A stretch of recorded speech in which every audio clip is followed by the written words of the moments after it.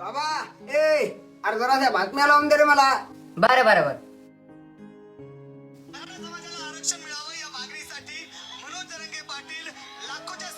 काय गरज आहे बरं आपल्याला आरक्षणाची? पाटील माणसं हो आपण.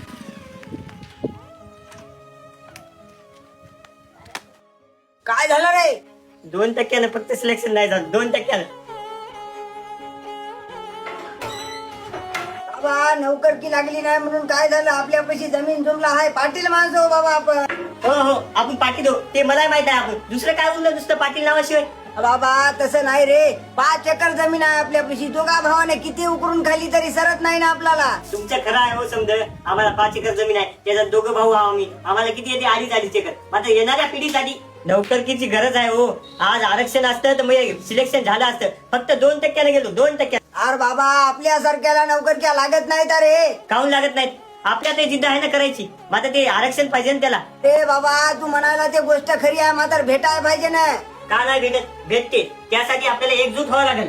बाबा तू म्हणायला ते गोष्ट खरी आहे रे. आज किती दिवस झाले मनोज दादा जरांगे पाटील लढायला येत. एवढ्या दिवसात या माधरचोद सरकारनं आरक्षण द्यायला पाहिजे होतं आपल्याला.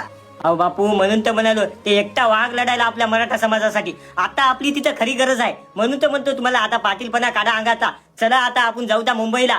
बाबा मयाच्यानं काय बंबईला जाणं होत नाही पाय. पण येत्या 29 तारखेला मनोज दादा जरांगे पाटलाला ऐकण्या पाठिंबा द्यासाठी तू बंबईला जाईन. यालाही घेऊन जा. हो दादा मी पण येतो आणि माझ्या मित्राला पण सांगतो. आता नाही तर कधीच नाही. एक मराठा लाख मराठा. चलो मुंबई. शिवाचे तो वैराची मुंडकी मोजून पाचाळी जोडते असे मरा.